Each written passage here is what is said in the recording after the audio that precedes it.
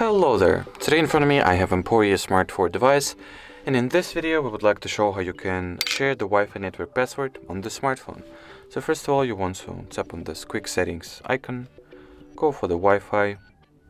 At the Wi-Fi settings page, choose what network you would like to share the password of.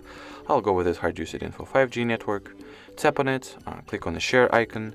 In here we'll have both the actual Wi-Fi network password right below the QR code, which is hard reset, and the QR code which you can scan in order for any other device to be connected to this network automatically.